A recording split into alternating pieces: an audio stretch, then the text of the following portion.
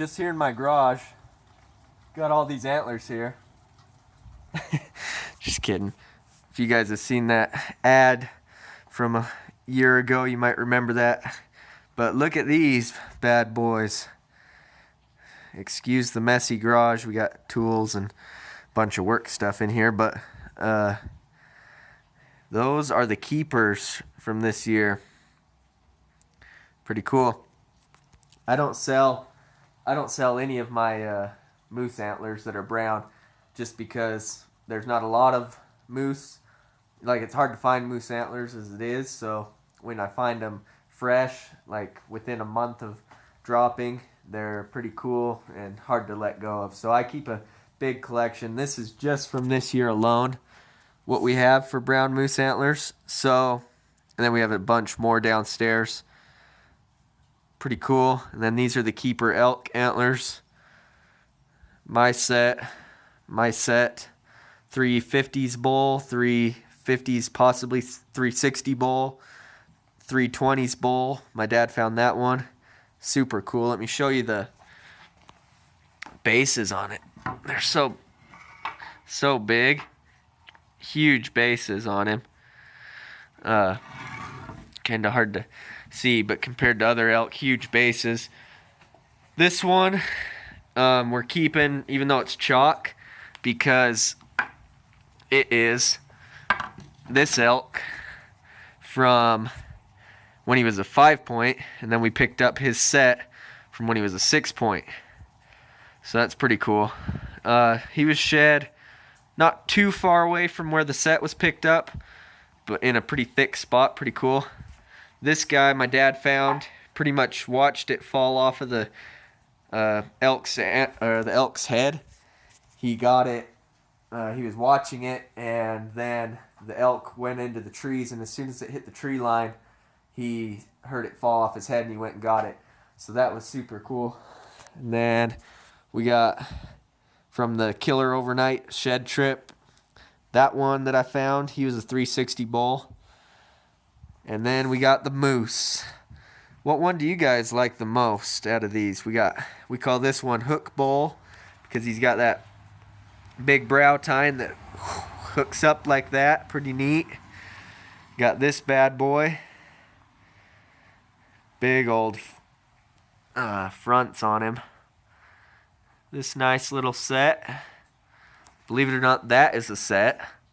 You should remember that from the best moose shed hunting action ever video I made. And what happened was I found that one in the snow, tracked it about 10 yards to his bed, his tracks, then took his tracks where he came to his bed, went south a little bit, and about 30 yards later in his track, that antler was there. And yes, the pedicles do not match, but I've seen 3 bulls now that I've picked up where the pedicles don't match and they're just offset like that. But the coloring, everything is the same. See how he's dark on the tips? Dark on the tips, light palm, same coloring. And we got this bad boy I picked up. That was the first one to start the year off with. Then we got some miscellaneous small ones. Yes, I keep them all. Look at this guy. He weighs what? Ounces. But we keep them if they're brown. Then that one was the big chalk, but I restored him and he's brown now. So what one do you guys like out of these ones? I'll tell you what my favorite ones of the year are so far. So that's my favorite, just going off of how pretty it is. It's a cool paddle, pretty heavy, good weight to it, but couldn't match it up. I think a snowshoer got it, unfortunately. So hopefully he didn't sell it, because that's a cool antler. So that's my favorite one, just for looking at. And then my favorite set is this one, just because of the story. We found this bull, and we'd keep tabs on him for about a week. And finally, one day I had a whole day to myself, and I went up, found him, and I sat on him for the entire day. luckily he was in a spot where I could glass from the car up high up on the mountain ridge.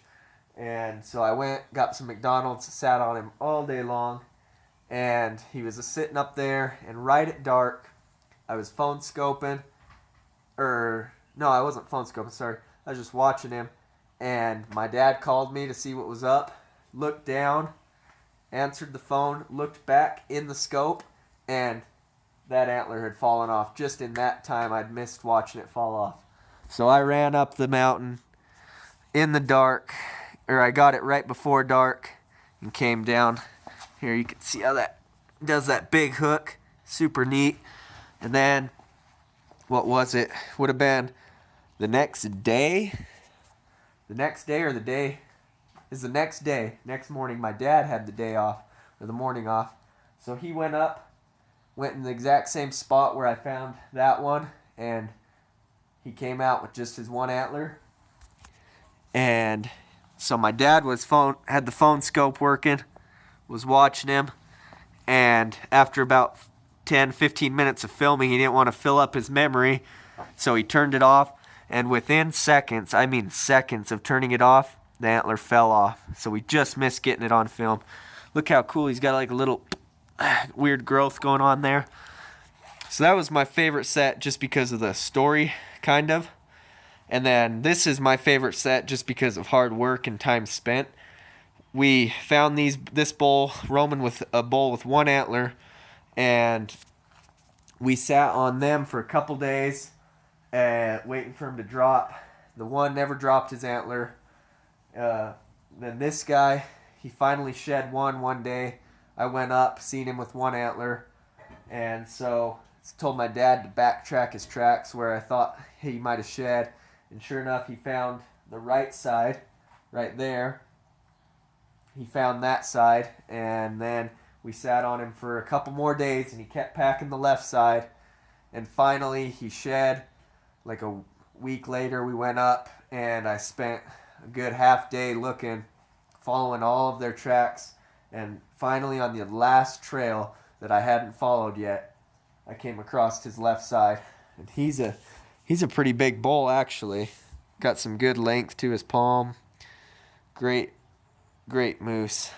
This one, I seen him with both antlers.